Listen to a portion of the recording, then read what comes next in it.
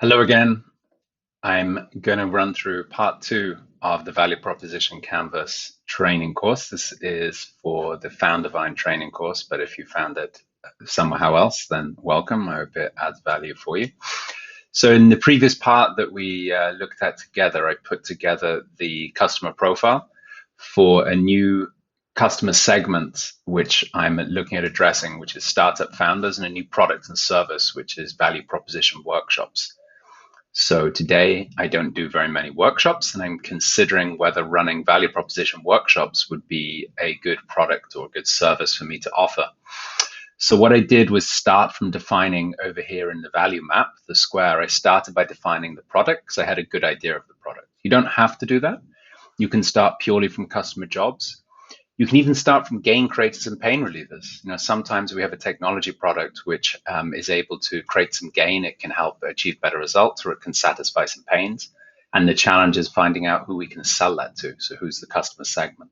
So to do that, you start from the value map, the square, and you work back into the circle. You can really start from anywhere on the value prop canvas. However, I started with an idea of the product, the service that I wanted to offer, value prop workshops. And then in the last session, what I did was map out some customer jobs for startup CEOs, some pains and some gains. So my goal today is to complete the value map, the square. The first thing I'm going to do is just recap what I did last time. So task one for me is to prioritize the customer jobs. Now, when prioritizing customer jobs, what I'm looking to do is to get the most important jobs to the least important jobs. So I'm going to have a go at doing that now. So in my mind, what I'm doing is thinking, as a startup CEO, and I know startup CEOs quite well because, I've been one and I spend a lot of time with them. If you don't know your customer so well, then that's where customer discovery comes in. So that's why you're doing customer interviews. You can discover what their most pressing jobs are. So let's look through this.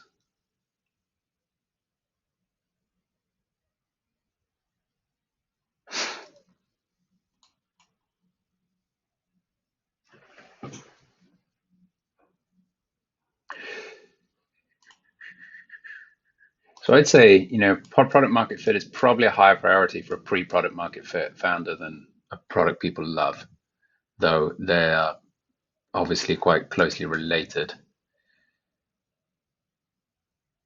And you're not going to find product market fit without people loving a product. So actually what I'm going to do is pull those out and just leave them together because I think they're essentially the same thing, worded differently. They want to feel confident doing value testing. They want to have practical examples. So I would say practical examples comes up again and again of what people rate highly in the work that I do with them and what people are looking for. So I've got some good data to support that. So I'm going to move that up. Identifying and then resolving value hypotheses. Yeah. So knowing which tools to use. So this is kind of related to practical examples, but this is more like which, landing page builders, that kind of thing. Just tidy these up.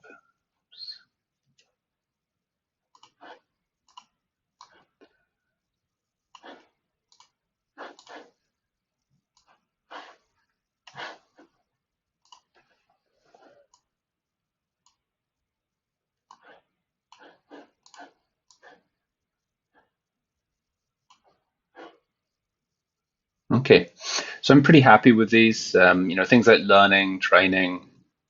Learning, training is probably higher. Learning, on the whole, I mean, some people look for training and education when they have a training budget or a particular training job to accomplish, but that is not really the job that we're addressing here because the product or service is value propositions. So if all I do is try and target people who have the job to find out about value propositions, I'm going to be closing the size of the market I'm addressing quite a bit because there'll be more people who are not looking for specific training. They're looking to find out answers. How do I do value props? What is a value proposition? How do I do value testing? That kind of thing. Okay, so I'm pretty happy with this. Now what I'm going to do is stack rank the gains and the pains. And what I do here is I put the most important of each. And then I do least important. I run it around a clock. And that will help in a sec when we start to join the dots together.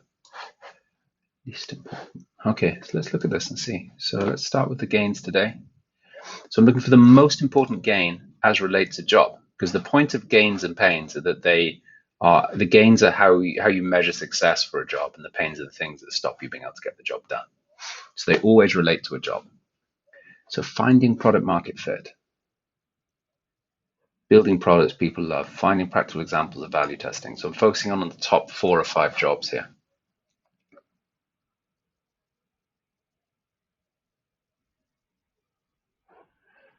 So clearly the gain that's generated by finding product market fit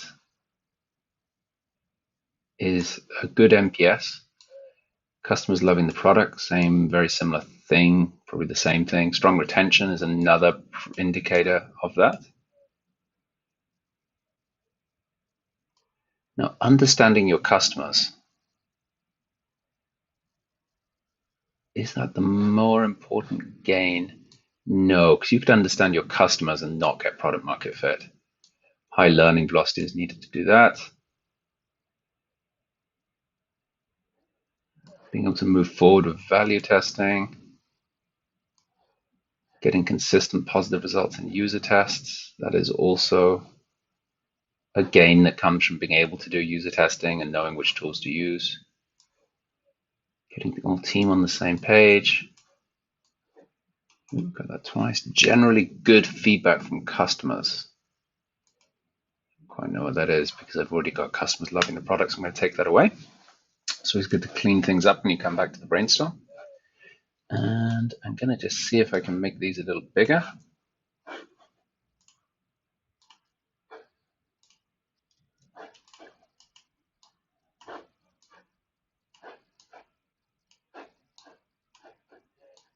And this, like laying it out like a clock, is just something I do because I find it useful, but it all depends how many jobs, pains, and gains you've got. Sometimes you have a few, sometimes you have loads and loads. So I'm just going to make this large right away. Use this little button here. Okay, so the most important, the most severe pain is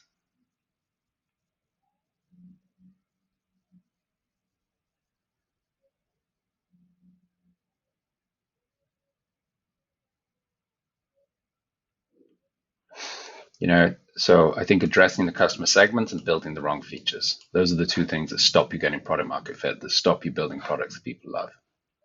Not knowing what the customer really wants is clearly a big contributor to that.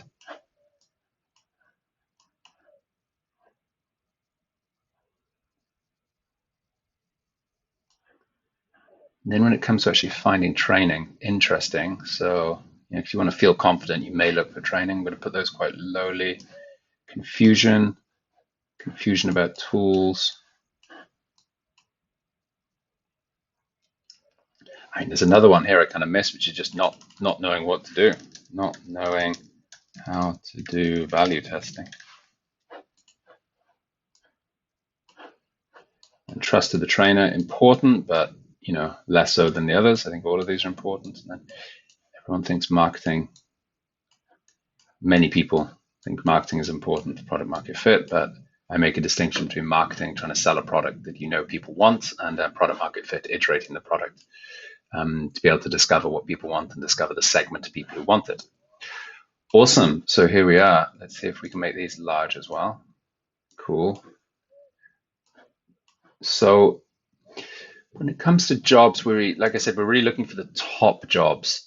If you start to get jobs that are at the bottom of the list that you think for some reason might be important, it's worth considering if there may be a secondary segment that you're looking to address. Okay, so in step 1 there, I prioritized and just did a quick refresh of my customer profile. Now I'm going to set myself a timer. I'm going to try to do a max fit. I'm going to put 10 minutes to do a 10-minute sprint on the value map, the square. So gain relievers and pain creators, these are relatively detailed descriptions of how a product and service allows customers to satisfy their jobs, to help them get their jobs done by boosting the gains or resolving the pains. So because it's a relatively detailed description, I normally make a bit of a bigger sticky for it. So gain creators. So what I'm doing here, which is my little clockwork thing, I'm looking to attach to the most important gains, which attach to the most important jobs. So we're saying there's some things here. So again, when you're seeing high and good NPSs, that's an indication that you are building products that people love. It's an indication that you should feel you're finding product market fit. Customer loving the product is basically the same thing.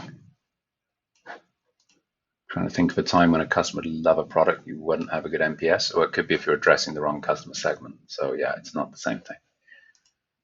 Strong retention, indicator of product market fit, building products people love. Strong understanding of customer segments. So this is where you could have half your customers could really love your product, but the other half could absolutely hate it and be telling everybody that they hate the product and it's terrible and not to buy it. And that would cause you potentially, what would almost definitely cause you not to have a high, would definitely cause you not to have a high NPS score. You'd have a 0 NPS score if you had a 50-50 split of love and hate. And it would be harder to market the product and to get pickup, to get the kind of pull into the market that you expect to get with product market fit. Because for every person who tells their friends they love it, there'll be another person telling their friends that they hate it.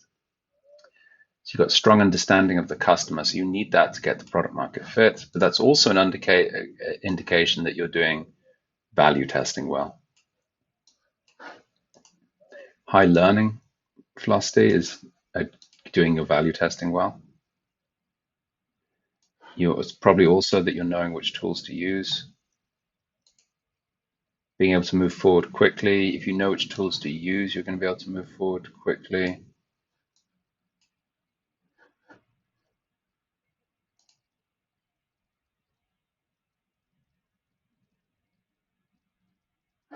So if I'm doing my job well of identifying, resolving value hypotheses, then I'm going to be able to move forward quickly.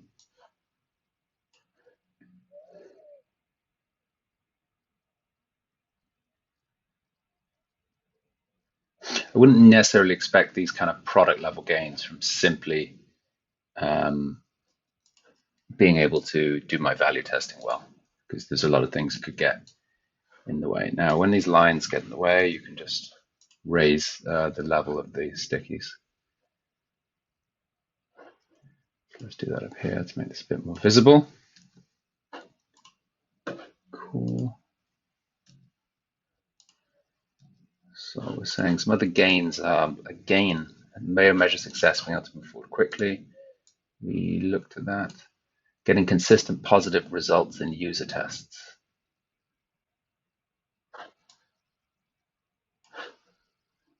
I'm not quite sure of that one. Well, it's an indicator that I've got a product people love.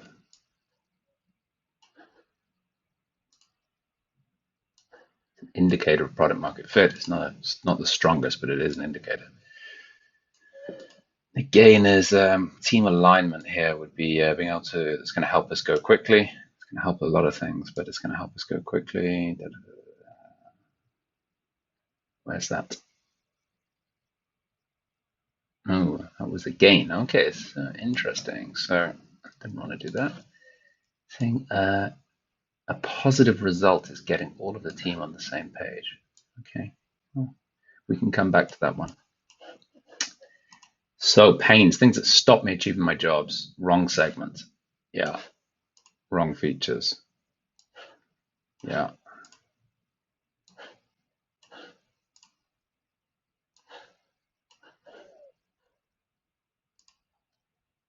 Not knowing what customers really want.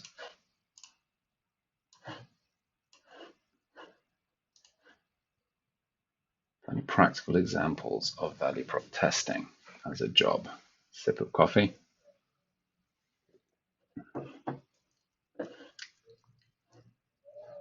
what stops me as well, not knowing.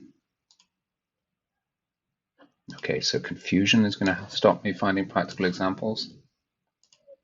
Oops.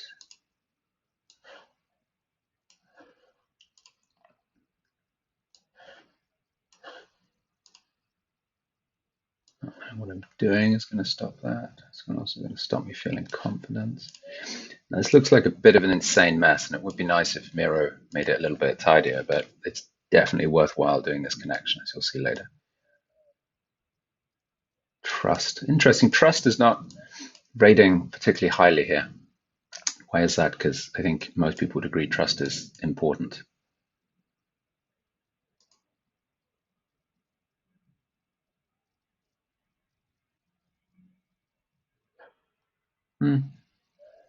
Reconnected here. Training.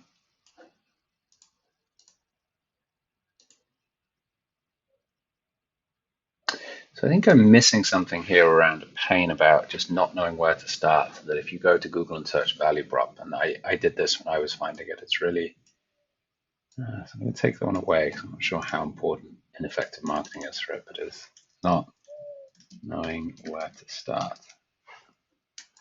Thank you, Google Translate. So this is not really something I'm going to try and optimize for, but it is definitely a blocker. It's going to impact knowing which tools to use. Finding answers to current problems. Kind of not knowing where to start. You know, just so much stuff out there. How to do, not to trust the trainer. I certainly had some anxiety about making sure I found somebody when I was getting value training for my team, to make sure I found somebody who really had the expertise, knew what they were doing, had practical experience. Okay, cool. So back over here to the value map. So what we're starting to see here is things like, you know, you can start to see how to find product market fit, which we believe today is the single most important job of a startup founder. There are some particular pains and gains that relate to that.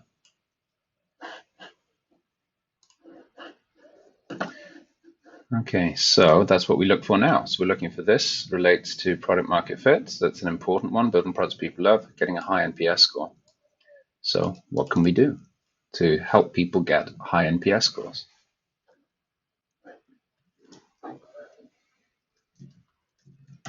We could have practical examples and sessions on using NPS within user testing. Okay, this is where things get exciting and cool. A gain, which helps deliver product market fit and products people love, is the customer loving the product. So what could we do to create that gain in a workshop setting?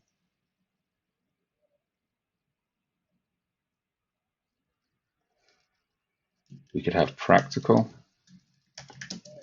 examples of customer interviews to uncover what, to show customer interviews showing how to find out what people love.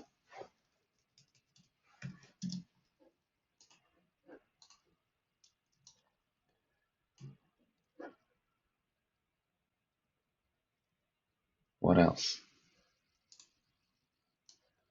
And you can go on. I mean, you can spend literally as much time as there exists in the world brainstorming different gain creators and so on. But we're trying to get the most important ones because we're not trying to do a brainstorm for the sake of a brainstorm. We're trying to make a canvas that we can go out and test. So let me show one more, and then I'm going to pause, work on this myself, and show you the completed thing. So strong retention, clarify user retention.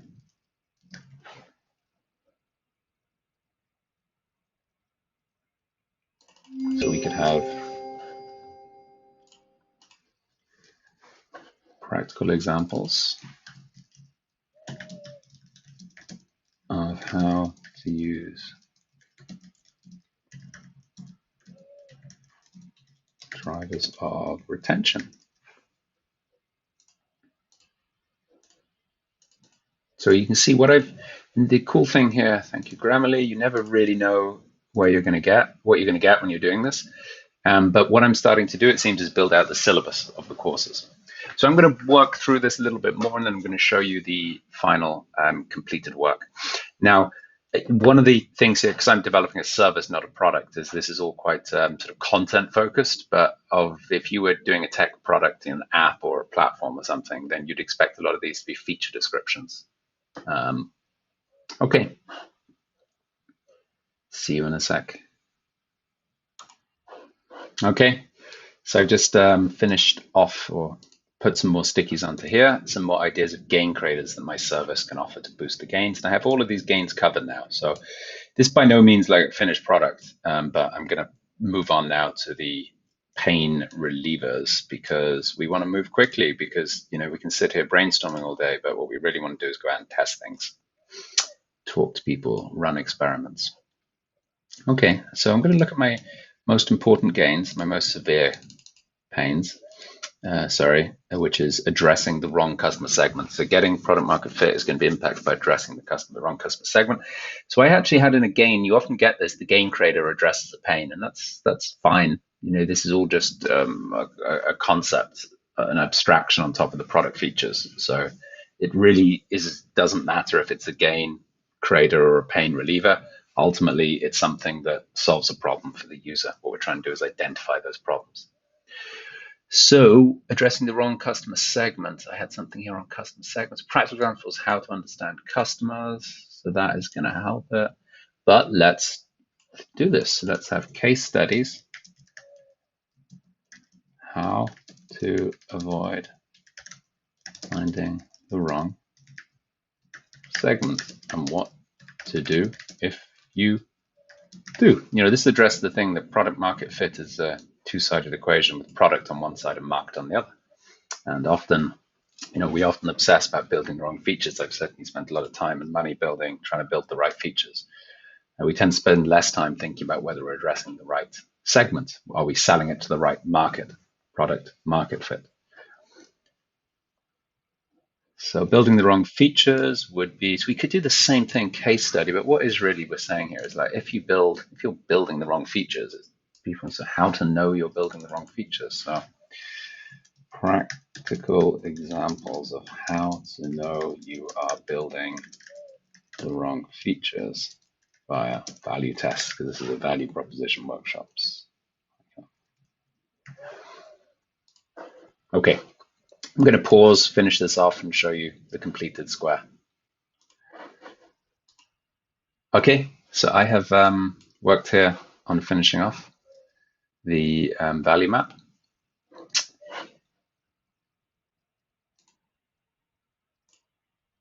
Okay, so maybe I'll be able to hide that. What I'm going to do now is quickly sketch out the product, the service, to use to building products, what the service looks like. So I don't spend a lot of time on this at this stage because then my next step is to go do some user testing, some customer discovery, to go talk to my segment, startup founders, and ask them some questions to identify these jobs. Are these really their jobs? Are these really their pains? Are these really their gains? Once I've done that, then I'll start to test the gain creators and the pain relievers. So it's a value prop workshop. There's a lot we want to get done here. So it's probably a one-day workshop, sadly, obviously on Zoom. It is then going to be so practical work, real-world examples.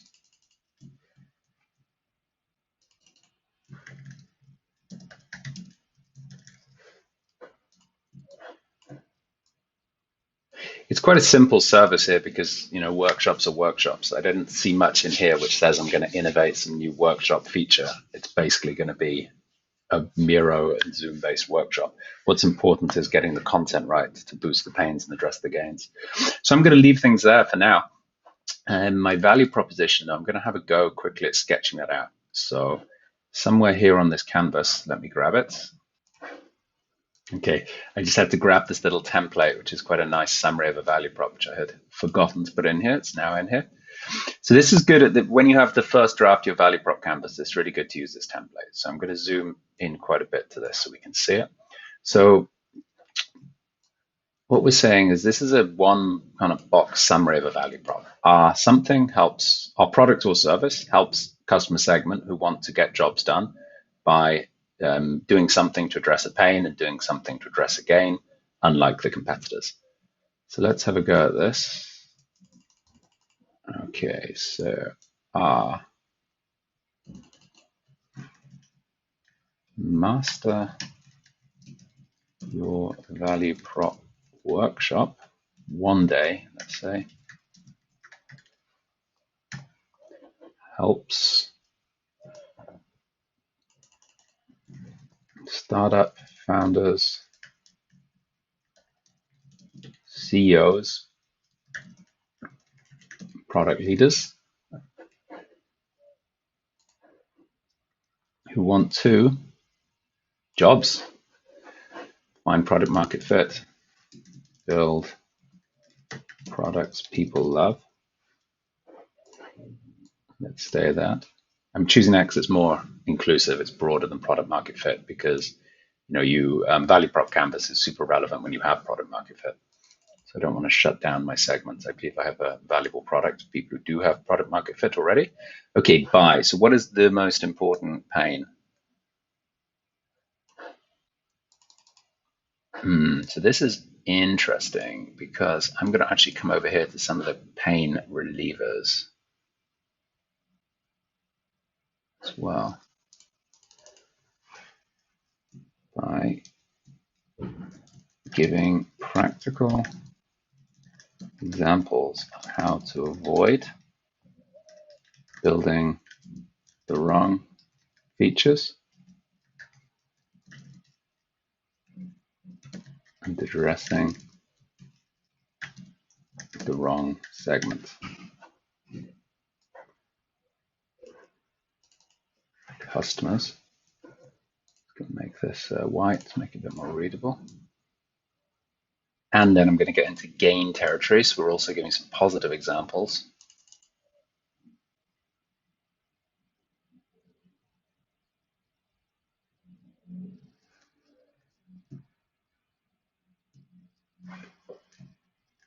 Hands-on training of using NPS, landing pages, MVPs, and low-fi prototypes to build, discover and build products people love.